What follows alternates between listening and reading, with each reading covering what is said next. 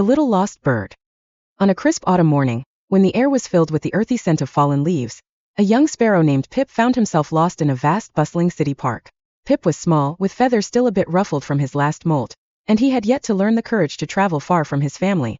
But in a playful moment of curiosity, he'd flown just a bit too far, chasing after a particularly vibrant red leaf that had caught his eye.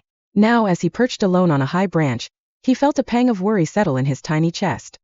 Pip chirped out, calling for his family, but his call was lost in the hustle and bustle of the city sounds surrounding the park.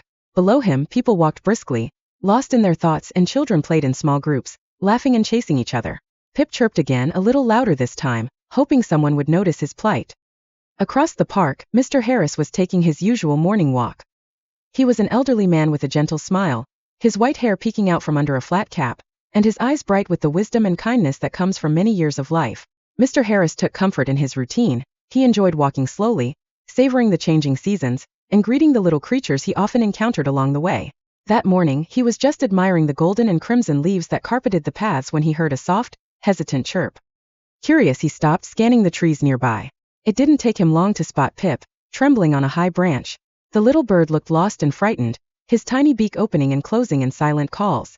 Mr. Harris felt his heart soften at the sight, and he took a few gentle steps closer, raising a hand in greeting.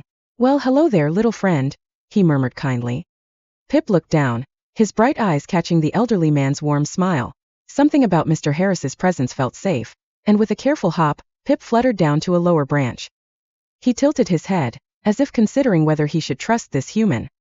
Mr. Harris took off his hat and extended his hand, palm open. "Don't worry, little one. I'm here to help," he said in a soothing tone. Pip, feeling a strange mix of hope and relief, hopped onto the man's hand, his tiny talons clinging gently to the warm, worn skin. Mr. Harris carefully brought Pip closer, creating a small shelter with his other hand to protect the little bird from the chilly wind. He sat down on a nearby bench, cradling Pip as he spoke to him in a low, comforting voice. "You remind me of my old friend Charlie," he said softly, his eyes sparkling with memory. "Charlie was a sparrow too. Used to come by my window every morning. Smartest bird I ever knew."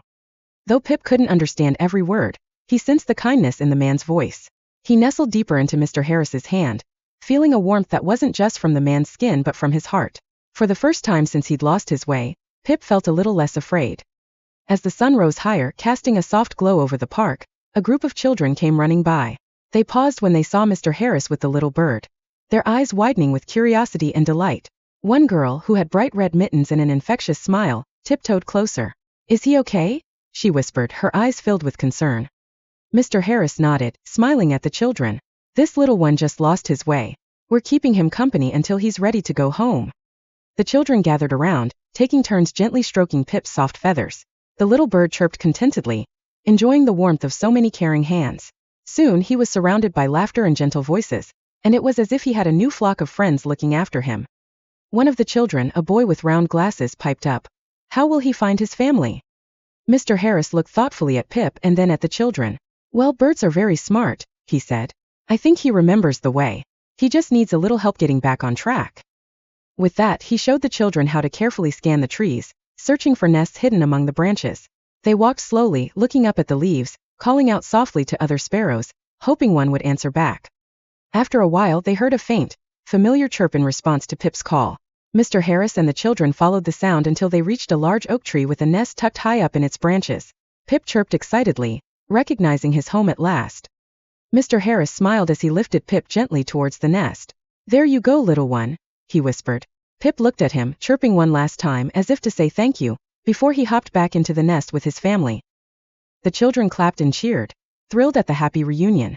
Mr. Harris watched with a smile, feeling a warm glow in his chest.